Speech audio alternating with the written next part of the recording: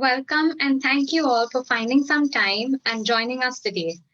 Swissera Healthcare, a global brand in the field of the healthcare industry in association with Marks Impressions LLP, is organizing today's webinar, and I, Kavisha Sangvi, co-founder and partner at Marks Impressions LLP, will be your co-host for today's webinar. So we're going to be talking about women over 40s, 50s, and 60s, they actually kind of have forgotten themselves. So, really, how to give more importance to yourself by keeping yourself first. Just before starting the webinar and handing it over and introducing our speaker, I would like to lay down certain rules. We will be addressing all the questions which will be on Zoom as well as on Facebook Live, but there might be some delay to address the questions since the content has been structured. But we'll make sure that we address all your questions and queries that you all will have for today's session. Also, in case if there are any technical questions which are going to be related to the product, they will be handled by the technical team of Femarelle, the Swissera Healthcare. I will be putting down the email ID of that company in the chat box, and everybody will get that. You can also email them questions, and they will make sure that all your questions are addressed. So before we start with the webinar, I would like to mention that Swissera Healthcare has been harnessing the needs of women, encouraging every woman to achieve self-care by catering to their health for a very long time now. And it's momentous to see that they are bringing a huge range of global branded products for women over 40s. The best natural supplements, which is the need of the hour right now. So today I'm going to be handing over the actual talk to Miss Mala Hemnani, the speaker for today. She's one of the partners at Marks Impressions LLB and based between London and India. She has over 30 plus years of experience in varied businesses. She's also a certified coach and a leadership and communication expert, along with being a certified image consultant and a soft skills trainer. So without any further delay, I will turn over the time to our speaker, Ms. Mala Hemnani, to address today's webinar. Thank you.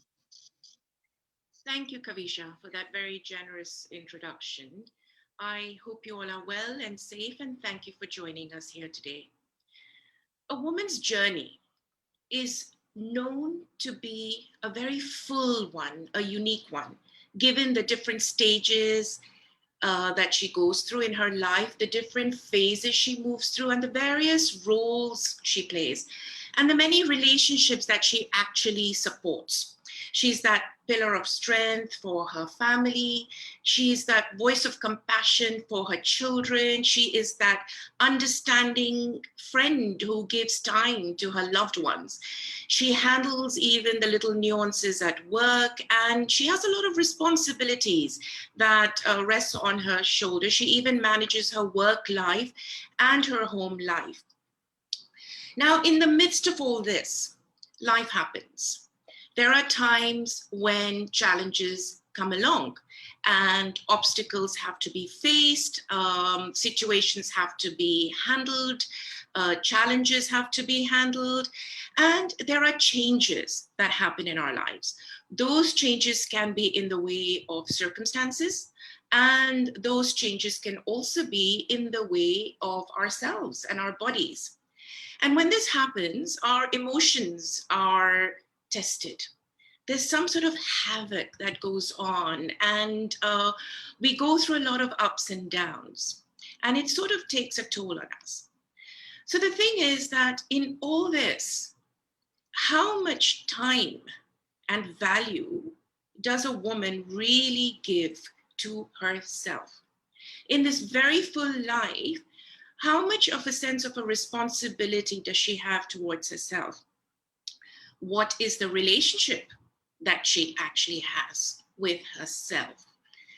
Is it not only fair and right that she gives herself that time and that care so she can keep herself strong, build a very good sense of self-worth and self-esteem and confidence, so she can do that for herself that she's doing for others, and she has the right to live that life just as fully.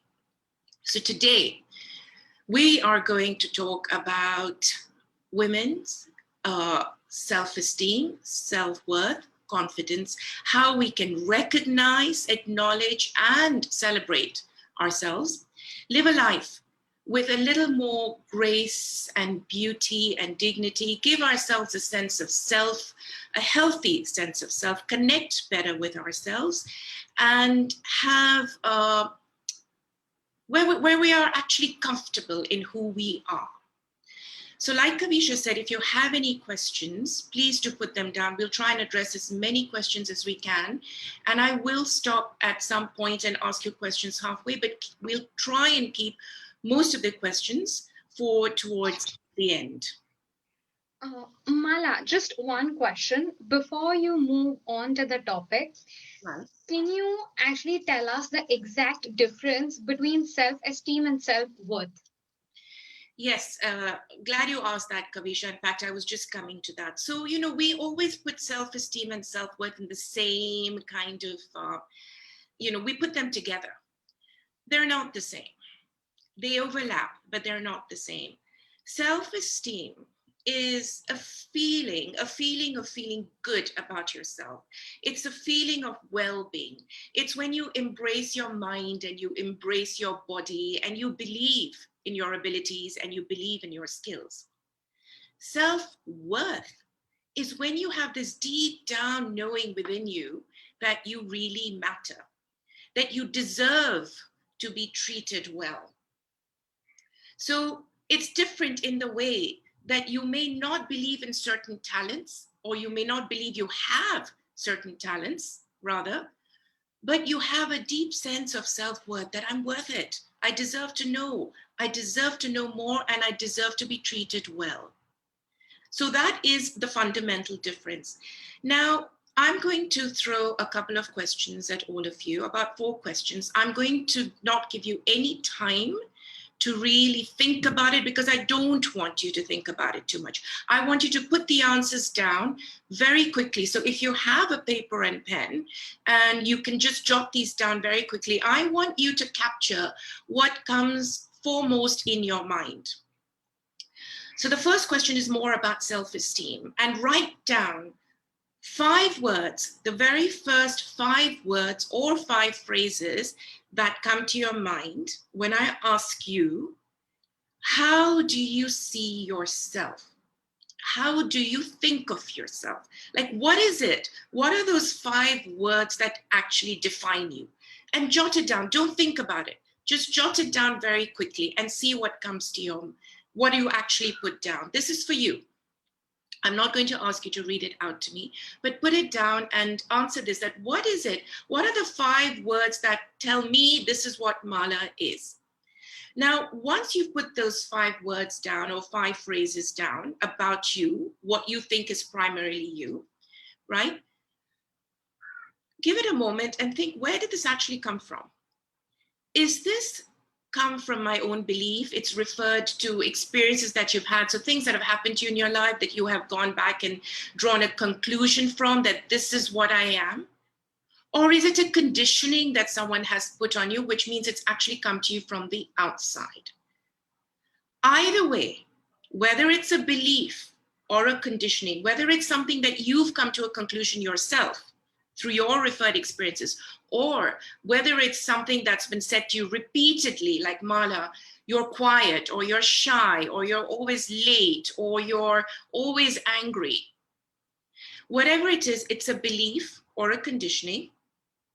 We, as people, tend to find evidence in our lives to support that belief. We need it to be validated because we believe it. So because we believe it, we want it validated. So we're always looking for proof and some sort of happening to sort of validate it and give it more power and more strength. See, this is what I am. This is what happened. Now, the fundamental question here is that whatever that belief is, or what of those 5 words are that you have put down, does it limit you or does it serve you? This is key. Now, if it serves you, great. What you can do is move to the next level. Take it. So I am patient, right? It serves me well because I handle my situations very well and I have time to think. How do I enhance it? How do I make sure that that now translates into other areas of my life so it makes my life better? But if that belief limits you, it's got a negative tone, it makes you feel not that great about yourself, I want you to allow it, accept it, and then switch it. So let's take the example of anger again. I'm angry, I'm always angry, I'm an angry person. I'm known for my anger. How can I switch this to use this positively? Because there is such a thing as positive anger. And every belief you have about yourself can be turned, switched, and shifted to be positive. The second exercise I want you to do is really more about self-worth. So here the question I'm going to ask you is, how do you actually treat yourself? You see, we like to follow suit. We like to treat ourselves the way we think people will treat us, or they might treat us, or they usually treat us. And that's what we're used to. So if, say, let's talk about mistakes here. If you think you've goofed up, you've made a mistake, are you the sort of person who is harsh and critical and you beat yourself up about it? You dwell on it. It dictates your life, your future, your now. Or are you that person that says, you know what, I made the mistake and it's okay, and let me just learn and move on? I was just reading the other day that there's so many successful people who say that thank God for those mistakes, because if it wasn't for those mistakes, we wouldn't be here. We wouldn't be where we are today. So I don't even like to use the word failure. What I'll say over here is try and change the word. I would say that, because failure's got such this sort of huge meaning and impact in our lives. Oh my God, failure. So I always say, let's use the word slipped or faltered. So whatever it is, how do you treat yourself? Do you learn and move on? Or do you beat yourself up about it? And if you do beat yourself up about it, then learn to take it lightly. Especially in this year of 2020, when, I think a lot of us have changed our perspectives. And we've realized there's so much that we pay attention to and give so much weight to. And does it really matter? Will this matter 6 months from now? Will it really matter 1 year from now? Can I not take it a little more lightly and learn to laugh at myself? But yes, learn and move on. So the thing to remember here is you do to you what you feel about you. And my mantra to you here is that no shame, no blame, no guilt. Live by this. The third thing I want to ask you is, what kind of self-talk do you give to yourself? So just for an example, this is very important because we tend to talk to ourselves, even if we're not aware of it. And we're not aware of it most of the time. So if I'm going to a meeting and I'm in the car, and I'm constantly telling myself, Mala, you're going to goof up. I think you're going to slip. You're not going to be able to talk. That presentation isn't going to go well. I'm going to forget what I have to say. I'm going to be late. And all this has a huge impact on how we feel about ourselves. We often say, life hasn't given me a chance. So-and-so hasn't given me a chance. Others haven't given me a chance. My question to you is that, have you given yourself a chance? So get out of your own way and try, at least put this exercise in, say, for this month, and try 3 times a day maybe to think, what have I been saying to myself? And as you make a conscious effort, you realize that more and more you will start listening to yourself and become aware of what you're saying and what your inner language is to yourself, this quiet chatter that keeps going on and on and on. And my last question to you is, before we move on, is how well do you receive compliments and gifts? You know, I was speaking to someone the other day and they said to me that we love giving, we love gifting people. It makes us feel good, but we don't like to receive. We don't like to take. We don't take. You know, if you feel good to give a gift, let us allow someone else to feel good as well in giving a gift. Let us allow and give that person the honor of gifting, because it is an honor to gift.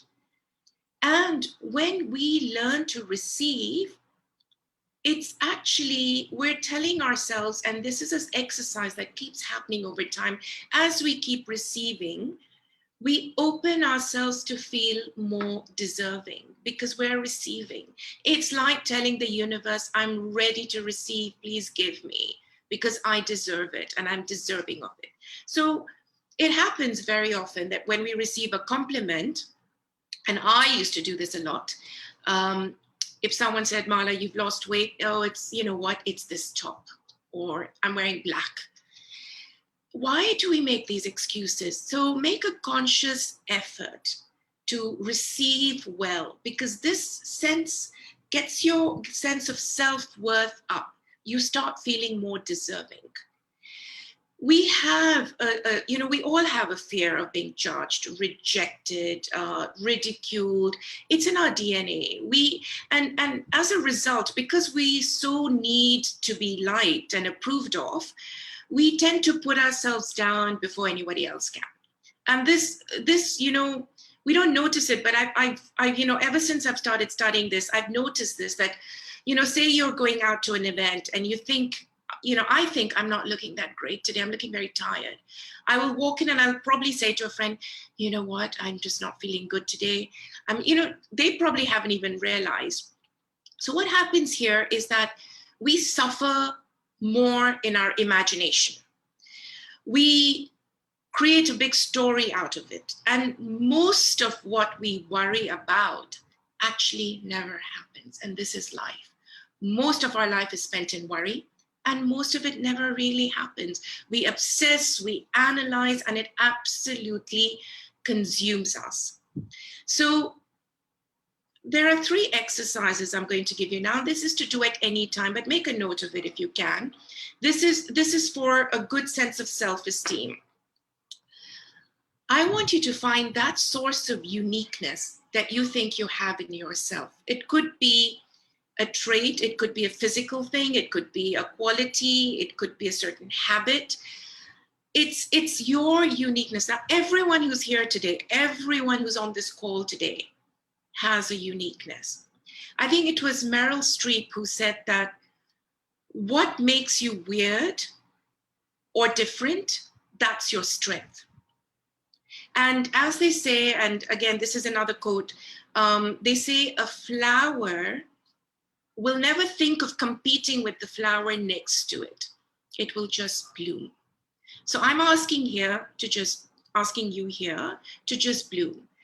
Find that one unique thing that you have in you, because you have it, that you think this defines me and this is like, wow, about me. Find that source. The second thing is list your achievements. And I want you to start with this now. And by 31st of January, put down 50 achievements that you think you've done in your life, and you will find 50. It could be anything. It could be, receiving a call in the middle of the night because a friend needed to speak and she was in distress. It could be handling a certain situation. It could be bringing 2 friends together who are fighting. It could be anything. It could be just handling a situation well. No good work is ever isolated. So think about every single thing, small, big, things that you've not really thought about. Look back into your life and say, what are the 50 things I've done which have been a sense of achievement? The third thing I want you to do is think of a natural talent or an ability you have.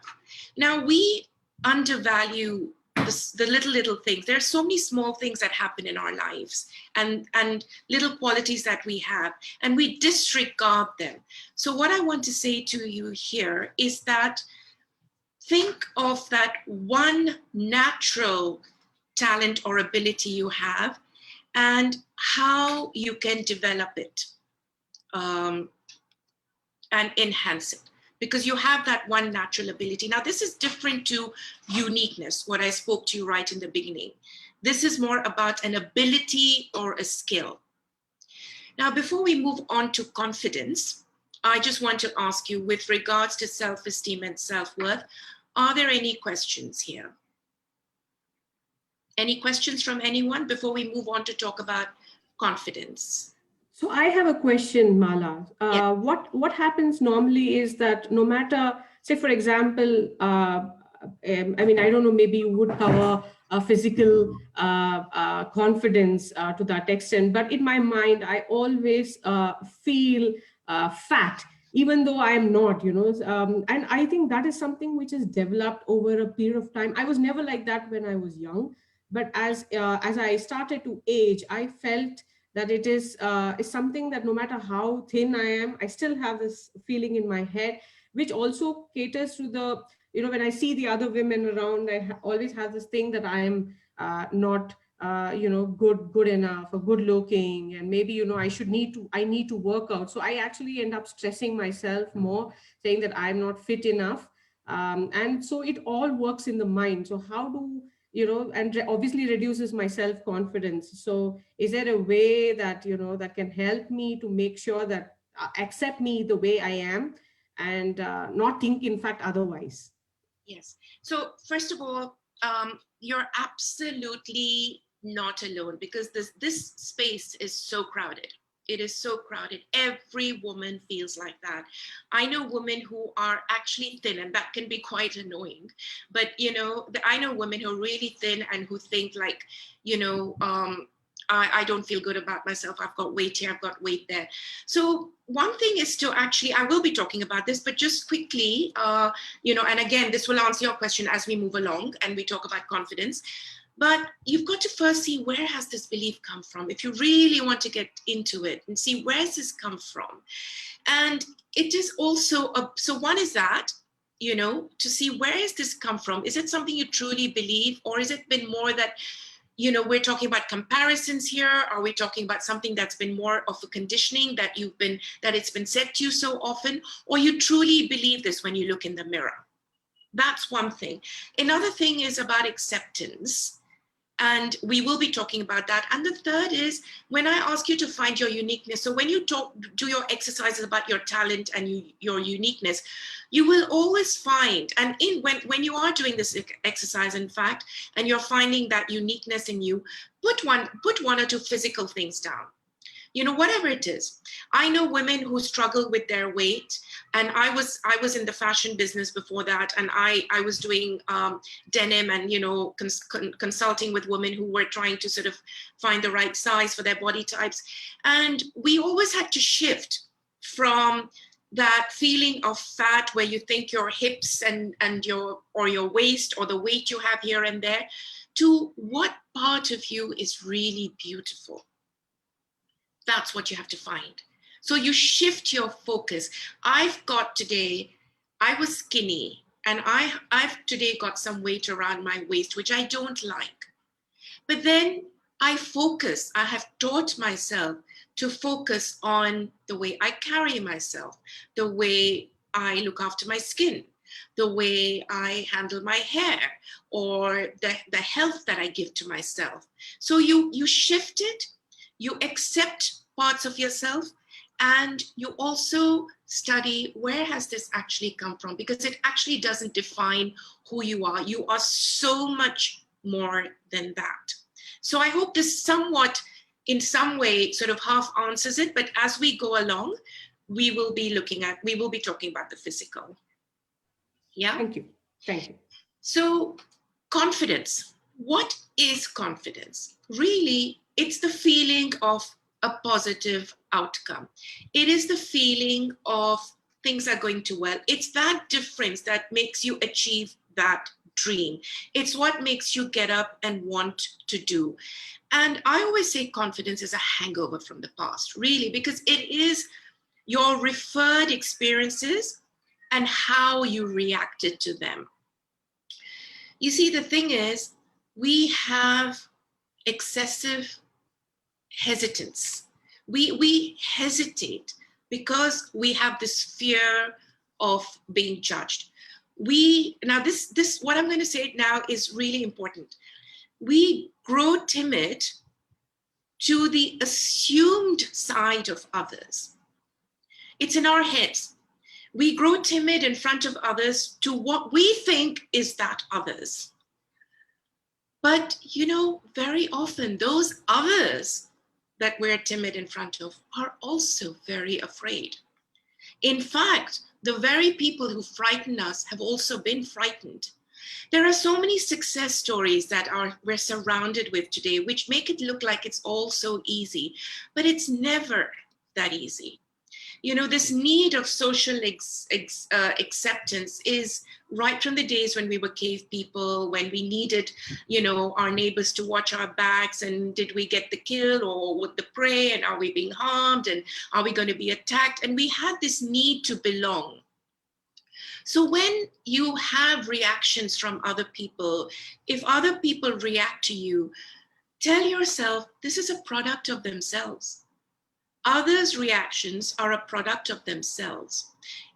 It's, when I mentioned a little while back earlier that we suffer in our imagination, I know people when I've talked to, they say, we went through an incident when a friend, I'm sure you might have gone through it, a friend has made a face and you've assumed the friend made a face at you. And you'll build a story out of it. You'll agonize over it. And in fact, when I was in London a couple of months back during lockdown, someone actually went through this, and she went through agony, thinking her neighbor's upset with her because she didn't respond. And it was nothing. The neighbor just had a bad day, so just didn't greet her properly. But in the meantime, this girl went through so much agony, thinking, maybe I didn't pick up a call. Maybe my text message my WhatsApp to her was too abrupt. So, we suffer so much. We have to understand that another person's reaction is just a product of themselves. And how others look at you is really a result of how you look at yourself. So confidence is really a skill. It's a muscle. We need to school ourselves in the art of confidence. I'd just like to mention something that Michelle Obama has said.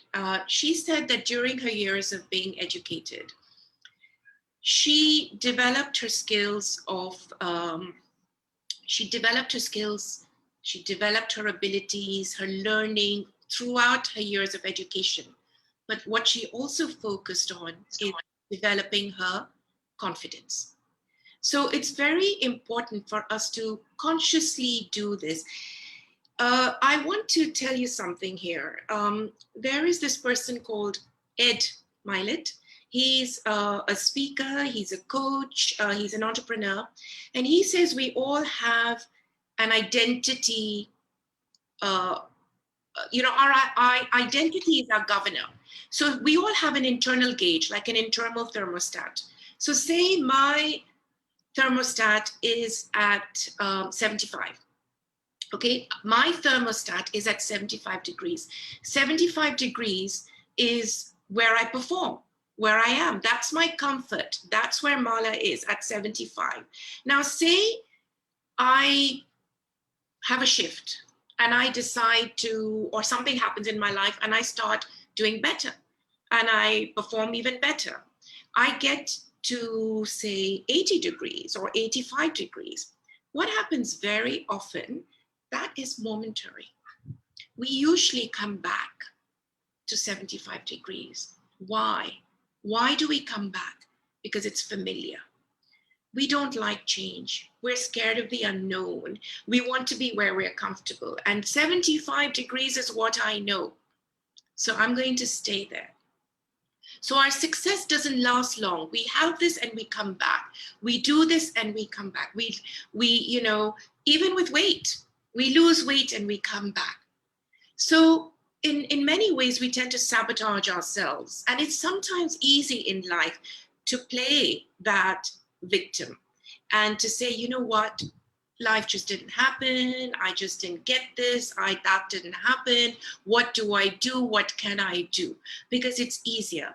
And Ed Mylett says there are two solutions to this. One is obviously come out of your comfort zone, push yourself. And the other is surround yourself with people with a higher gauge. So I'm going to give you now 8 or 9 tips or tricks as well to boost confidence. The first one is, first thing to do is accept it. You can't sort something out until you accept it. And you know what? It's liberating. I was very introverted in my teens. I never really spoke much, even out at social events, even large family dues. And it's very liberating to say, you know what? I do get shy in front of people. I do have social anxiety, or I do feel like I'm scared to public speak. Everyone's scared to public speak. So why do we hide from it? It's okay at times not to feel confident. It's okay sometimes. You know, confidence sometimes moves up and down. Self-esteem also sometimes moves up and down depending on what you're doing. It's self-worth that really needs to be maintained. So first of all, accept the fear, or accept that, you know, I feel fat, or I feel this, or I feel that. The second thing is come out of your comfort zone. Get out and do what you have to do. You can't get confident by sitting on the fence and saying, when I'm confident, I'm going to get into the game. You've got to get into the game, play the game, and you will get confident. So when you get into the game, you play the game, you do what you have to do, and you feel good. When you feel good, you feel confident. And when you feel confident, you go back into the game and perform even better. So it's a circle. The third thing I'm going to tell you is the company. Now, this is something I tell my kids even today. I believe in it very firmly. They say that you are the sum average of the 5 people you most meet or surround yourselves with or talk to. So make sure you are with people who encourage you. We don't realize it, but very often we're with people who bring us down. And they bring us down because they're in their comfort zones and they need company. They need us to be with them, not leave their side. And we want to move, and yes, we want to be there for them. Yes, we want to help people, but not at the cost of us not moving ahead and encouraging ourselves to be strong and have the courage to go out and do what we want to do in our life and live our dreams. So meet people and meet people who encourage you and are positive and say, yes, I believe in you. I think you can do this. The fourth thing, and this is more like a trick really, is movement. Now, I've seen, when you see celebrities backstage before they get onto some sort of event, you'll see they get into power posing. So this is more like act confident and you will be confident. For instance, say like Tony Robbins, before he gets onto his talks, he'll get into a sub-zero freezing pool because it gets his circulation going. I know people who will do on-the-spot running. Do something, some sort of movement that helps you feel confident. So of course you have the sit up tall, shoulders back, stop fidgeting, a relaxed face, your power posing really. Deep breaths and smiles, and this is about just getting yourself to feel right. If you feel like I'm just not feeling it, just act it. That's the fourth thing. So the fourth thing is movement. The fifth thing is your communication. Really, it's about how well you speak, your tone, your pitch, and your pace. What happens when we're nervous and we're not confident? We speak fast and we speak in a high pitch. your ideal pitch should be slightly lower. And you can find your ideal pitch, your confident pitch, when you take a deep breath in, exhale, and that when you say a word as you exhale is your ideal pitch. And it's completely okay to take your time when you speak. So no, mumbling and high pitched and talking fast, because what happens when we do that, we don't realize it, but it actually bounces right back to us and makes us even more nervous because we hear ourselves. The sixth thing is discipline. Now, this is something I've really worked hard on, and I really do believe it does help. It helps because when you plan and prepare, say even just a good morning routine even, it gives you a sense of direction. When you have discipline, it means you've set your day and you've got some sort of direction. When you have that direction tells you that I've got some purpose. I'm heading somewhere for a reason. And that purpose gives you meaning because you're saying, what is that reason? And that makes you boost your confidence. It sort of tells you, Mala, I know what you're doing today. I know where you're going. You're headed in some direction. So discipline. The seventh thing is really learning. I've seen a lot of people who have very good self-worth. They always want to learn because they think they're worth it. They think we deserve it. We should know. So whatever it is, whether it's an art or a craft or a sport. So maybe 2021, say every 6 months, I'm going to learn something new. I'm going to learn 2 new things this year. It could be anything. It could be a language. It could be playing an instrument, or it could be more to do with your work. So skill yourself. As you do this, your confidence levels rise and you stop thinking about the things you don't have, or you stop thinking about the weight and stuff like that. And the last thing is visualize and affirm. And this again will help even with what we spoke about where your weight is concerned. It really is telling yourself every day, come up with 3 things that really hits a chord with you. 3 little sentences that you'll tell yourself every morning and every evening, every morning and every evening. And you will see that how this slowly, if you do this for 90 days, you will see how this has an impact on you. So ask yourself, what is it that's actually holding you back? I just want to give you a little story. I had a client. He was in a job, he was working, and he was really good. He was very good at what he did, great technical skills, performed really well, was ambitious, but no confidence at all. And as a result, he would miss out on promotions. He wouldn't be able to contribute at meetings, at presentations. He wasn't able to make that impact. He couldn't present properly to the board. His reports, even though they were fabulous, he couldn't give voice to it. And we analyzed this and we worked with him and we realized, it was just one thing, one small thing, which was actually a big thing in the end, but it was one thing that was giving him lack of confidence. And that was his belief that he didn't have the right vocabulary. As simple as that. So we worked on him building his vocabulary. Now, what happened is he actually didn't have such great vocabulary and he just needed to work on it. He felt, I'm not able to express, I don't use good words, I'm not able to speak well because I'm lost, my language isn't that great. And as a result, he wouldn't speak, he wouldn't contribute, and it even translated into his whole body, the way he looked. He actually he was wearing these big baggy shirts that he would hide behind because he wanted to hide. He didn't even want to be asked at a shareholders meeting or a board meeting to voice his opinion or to comment.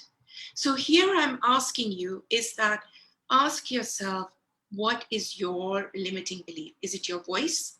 Is it your image? Is it your appearance? Is it your vocabulary? Is it your weight? Is it a habit that you have? What is it and work on it. We're now going to be just talking about the physical, which is really just a few points on how the physical has an impact on our confidence, because our physical does matter. We talk about what you eat here. We've all heard this very often, that what does your intuition say? A lot of decisions are made with your gut, right? We say, what does your gut say? I feel this in my gut. I'm going to make a decision because this is what my gut says. This is what I feel in my gut. Why do we talk so much about the gut and about intuition, which is related? It comes from within. So what's important here in the physical, to keep ourselves physically healthy and physically sense of well-being, which does boost our self-esteem and our confidence, are 5 things. Eat right. Eat foods that feel right, that are good for you, that give you the energy. I know when I eat badly, I know that I don't even make good decisions on my day. I mean, Sundays are like my cheat days when I will binge and I will eat.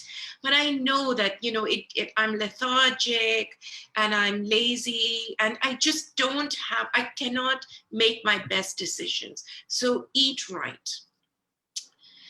Vitamins and supplements are very necessary, especially as we get on in years, things that are supplements that are good for your bones, for your, the right kind of minerals. And if I may take the opportunity here, in fact, to mention that it is important for us to take the right kind of supplements. We do need it. And Femarelle is, I think, launching in the next couple of days, very soon. It's going to be available, I believe, on Amazon and Flipkart, if I'm not mistaken. But it's very important for us to take these supplements and vitamins so that we can live in our 40s and our 50s and our 60s and beyond with that much good feeling and energy and health and a sense of well-being overall. I know so many women who shy away from talking about menopause, and not because it is private. It's because they're almost ashamed of it. I have sat in social gatherings where people just don't want to talk about it. And when we've questioned this and we've thought about it and we've talked about it, it's because they're ashamed. How can we be ashamed of something when there is so much? First of all, it's natural. And there's so much that we have done in our lives, so much we have battled with and accomplished, right? So how can we be ashamed of something that happens naturally in our body? So it's important we take the right vitamins. When it comes to weight, we need to accept the way we are. We need to focus on the good side of us, because you know what? If you have that little bit of weight, it's okay. It should not define you. It should be much more than that. I had a client whose daughter she was very young and she wanted a Chanel bag. And the mother felt she's too young to have that Chanel bag.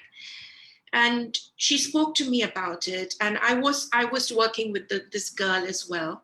Now, there's nothing wrong in buying the bag you want, but that bag was defining her.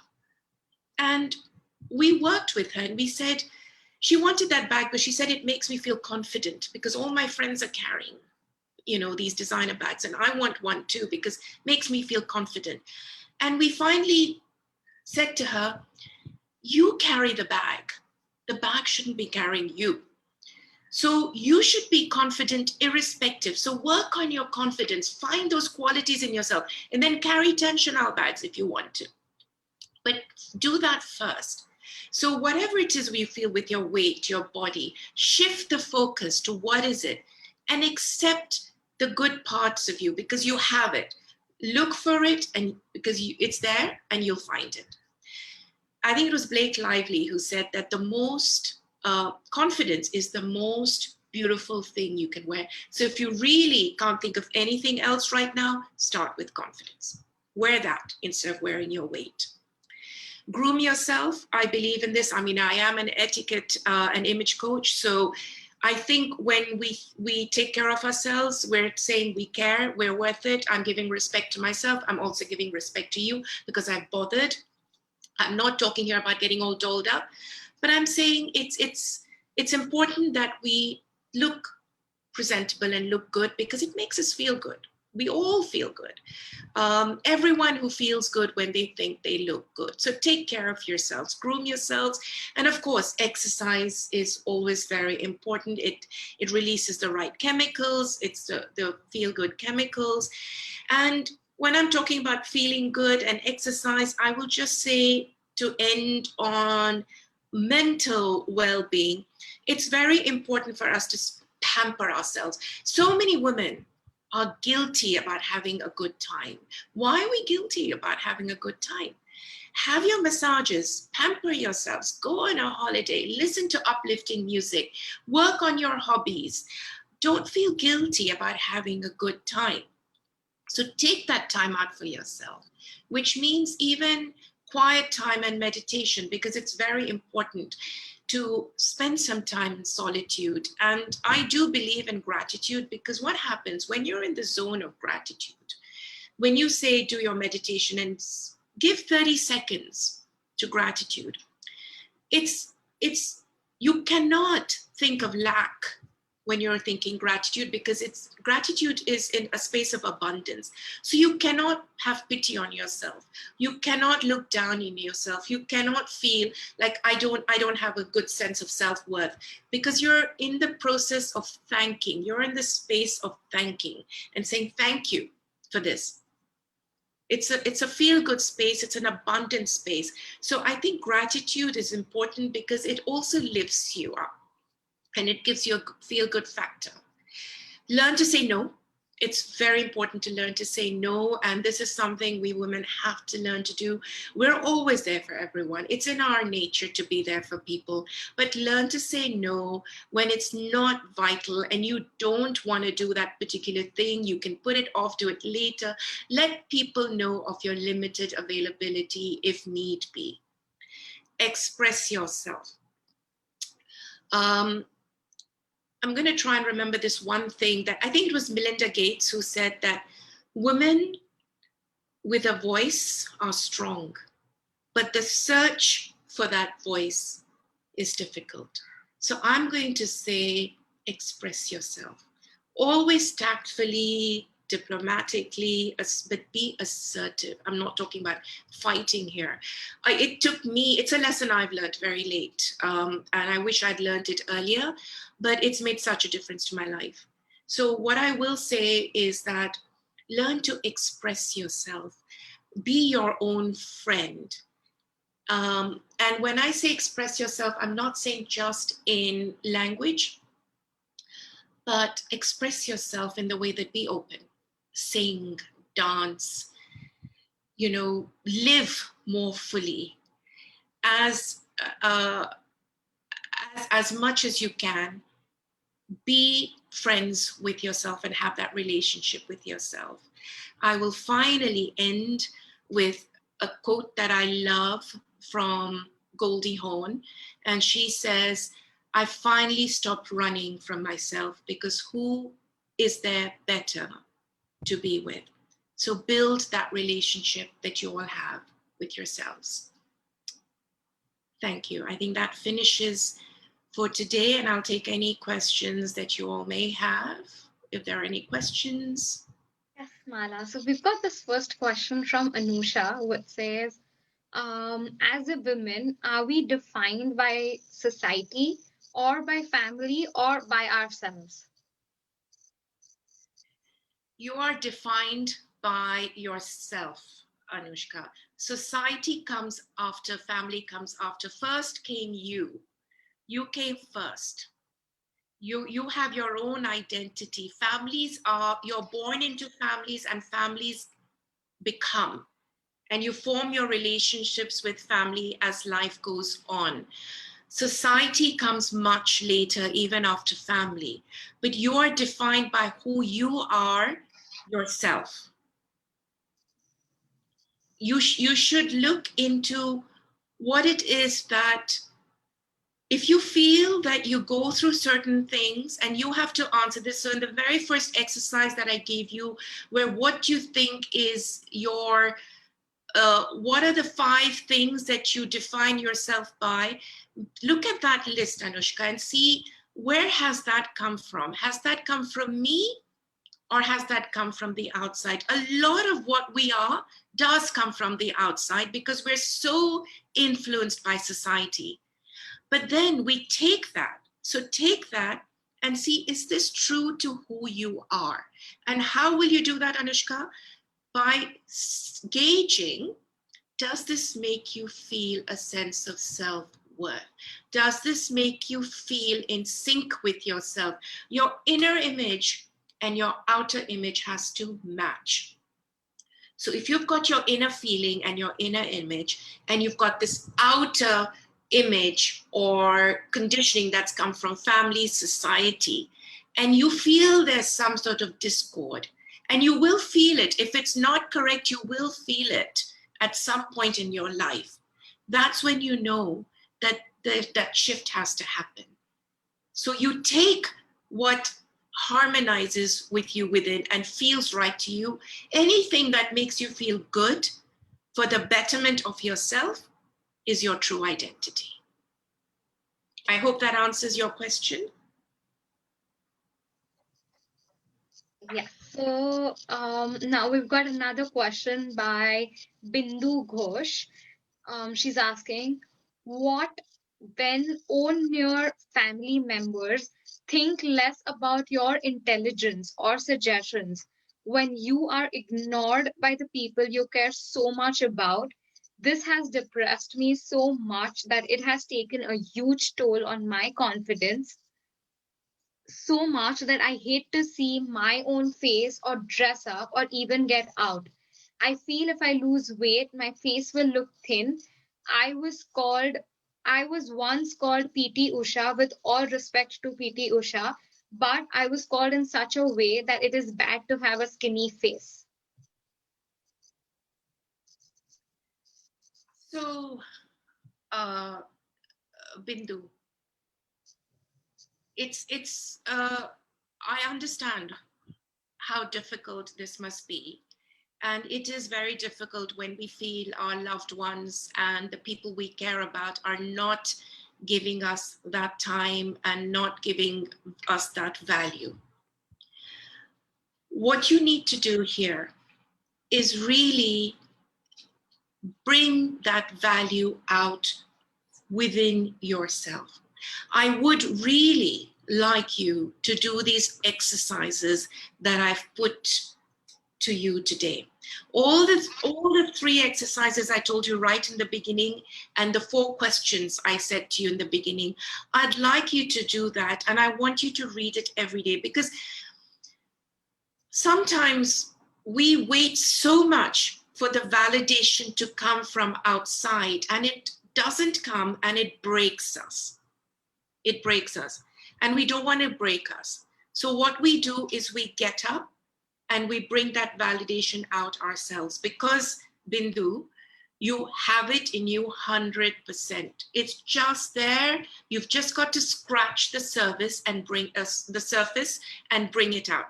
So look at, even now, if you're sitting there, what are the 5 or 6 things, I'm not even asking you for more, that you think you've done that has helped someone else in their lives? What you think are the traits you have that you can look up to? So you have to first bring out that true validation from within and recognize it. Take your 3 affirmations every morning and every evening. Say that to yourself. Once you have done these exercises, give yourself about 15 minutes every day to do this. Then handle the physical side of it. Because as you start feeling emotionally stronger and start believing in yourself, you will see your own physicality slightly differently. Does that answer your question? Anything else you'd like to say, Bindu? Okay, until she replies, I think we go on to the next question, Mala. Yeah. So we've got another question by Mansi. Can we be happy if we have people who are unhappy around us? Only thinking about self-happiness, does it really help? See, Mansi, we cannot live in isolation. We are impacted by people around us. So no, we cannot live in just thinking about self-happiness. And even if we do that, whether we like it or not, whether we intend it or not, we will get influenced by people around us because we are creatures that do take in from our environment. We're not going to be locking ourselves up inside and living isolated. We will have interactions with people, even if whether it's even over the phone, it happens. You can hear the vibe and the energies of someone over the phone as well. So it is at the same time very important, as I mentioned, that we do surround ourselves with people who are positive. If you're always with people who are unhappy and moaning and groaning, it will pull you down. So yes, you can be with people who are unhappy, but be aware that you need to either lift them up or take it in very small doses. Don't make that your whole life. You need to feel people who are upbeat. If I am always with people who are going to grumble and moan and groan, it's going to have an impact on me. And neither can I say that I'm going to live in my zone, isolated, in self-happiness while everyone around me is unhappy, because it doesn't happen. Your self-happiness will come down to the point where you will also sort of come to their level. So this is what we talked about earlier, that we become the sum average of the people around us. So make sure you lift others, you lift yourself, and you surround yourself with positive people. Self-happiness is important, but we also need to have the right kind of vibrations and energies around us. It's very difficult to be constantly forcing ourselves to be happy when everyone else around us is crying. Okay? Yeah. Okay, so we've got another question from Dishika. She's asking, what if the person who always criticizes is the one you cannot leave or cannot avoid? So Dishika, it's very common. First of all, don't feel like you're alone here, because this is very, very common. Normally what happens, you criticize the people you are closest to. We will not criticize people who are acquaintances. We tend to be most critical of the people where, either it's your spouse or your children or your parents. So first of all, it's very common. Now, it's not an easy situation to be in. I have been on the receiving end and the giving end, so I've gone through it. This takes some conscious work.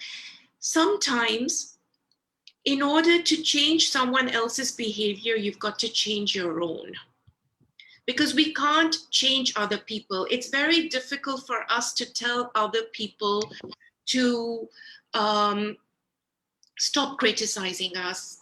And it's the same thing as, telling someone to change their behavior completely. They don't. Now, I'll just give you a very easy, a simple example. And this is quite personal. So I'm sharing something quite personal with you. So I've been quite critical of my kids. As a mother, I've always wanted them to be wow and do really well and whatever. And, they'll say, Mom, you're always criticizing us. You're always criticizing. Now, where are they going to leave me and go, right? Where they're my kids. They're staying with me. They're with me. And I just wouldn't get it. I just kept criticizing them till I saw a change in their behavior. They would either sort of, so there's several things they did. They would say, okay, Mom, and walk away. I'll talk about this later. Okay, mom, you know what? I've got to go now. So they wouldn't entertain it that much. Don't give it that much time. If you feel you're being criticized constantly, try and walk away from the situation in the way that you are diffusing it slightly or shift it. So do something that shifts that situation at that moment. Negate it to some degree. That can happen by you changing the topic. That can you by changing the person's attention. There are lots of little things that was done to me. And I found then, I thought as the person who was being critical that, you know what, I'm not getting that attention because they're not feeding it anymore. So don't feed it, if you know what I mean. Don't feed that. It's like if someone is angry with you and you feed that anger. So what I'm saying here is don't feed it, right? Does that help? I'm just saying, go. I think before they get back or they reply or we hear back from them, Yeah. we've got two more questions, Mala. I'm just going to ask both the questions together because we're running late now. Right. So we've got one question from Maria. Her question is, does age define us? Sometimes I feel that my age doesn't allow me to do certain things. And the second question is by Sharmila. How much is family validation a necessity, even if you've achieved so much financially and professionally? Worked for 18 years and took a break since I didn't get much appreciation from home. So quit for lack of motivation at the age of 50. A year doing nothing also gives me guilt, but have lived with a negative person for 26 years of my life and it has taken a toll now. So, how do I really motivate myself for another innings? So the first question really was about, Maria, was about age. There are lots of things Yes. that you can't do. So age does stop us from doing certain things. What I could do 20 years back, I find I can't do. It's fine because look at it this way. There are lots of things that maybe you didn't do 20 years ago, which you can do now. So, yes, I know aging is not, it's not the easiest thing to deal with, but there is a beauty in aging. There is a certain, I always say age gracefully, and yeah, we've heard that many times, but think about it a little bit more because there's so much more. Even if it's just not doing the things, even if it is your more meaningful relationships. I know today that there are things that I did when I was in my 20s that I can't do today. But there are things today that I have realized that I can do because it's come to me with age that I did not do in my 20s. And maybe I would have never done in my 20s because my time as life has gone on would not have given me those experiences. So you've accumulated all these different experiences in your life, which is your bucket, which is full, which is overflowing. So you have so much more actually that you can do right now in your life. And it's also the meaning with which you do it. You're not that frivolous about it. It's a lot more meaning. So even if it's something as meeting friends, you're as you age and you put a lot more meaning into it, and this comes with you growing older. So don't look at it as a negative. Look at it as a beautiful positive, and find those things that you can actually do, Maria. And Kavisha, the second question, I'm just going to ask you to read it again so that I can Sure. properly just read it quickly again. Yes, so it's from Sharmila. She's asking, how much is family validation a necessity, even if you've achieved so much financially and professionally? Worked for 18 years and took a break since I didn't get much appreciation from my house. So quit for lack of motivation at the age of 50. A year of doing nothing also gives me guilt, But having lived with a negative person for 26 years of my life, it has taken a toll. So, how do I really motivate myself for another innings? So, family does matter. People matter, rather. People matter. And we all need people in our lives. But again, if there are people, Sharmila, who pull you down and take away from you, let me just give you an example. I've got a huge family, right? My in-laws. I've got a huge, like, there are 7 brothers and wives and all that. I can't break my relations with my family, right? But I understand who is wishing me well, who wants to encourage me, and who is pulling me down. And I'm just aware of it. And I handle it with that awareness. So I keep away when I feel that something is not in my best interest. You have to think of yourself. You've got to think. We're talking today about well-being, about finding yourself and self-esteem and self-worth. So see what's really giving you that sense of self.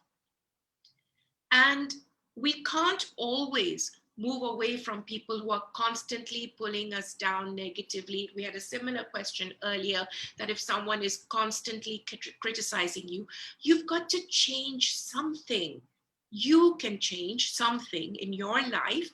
It could be a behavior, it could be doing something, it could be finding something that really moves you and motivates you. So when you say you can't find that motivation, you can.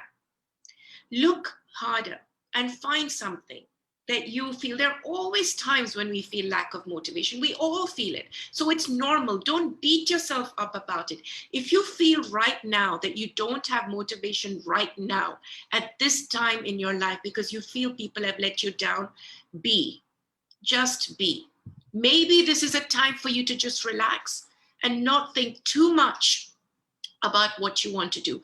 Take some time out. I mean, again, my intuition and my gut here is telling me to tell you, just be for right now. Be kind to yourself. If you want to just spend 6 months reading, doing some art and craft, whatever it is that your hobby is, give yourself some time. And as you give yourself some time to breathe and to be, you will find that motivation will come alive again. Because as human beings, we want to prosper and we want to do well.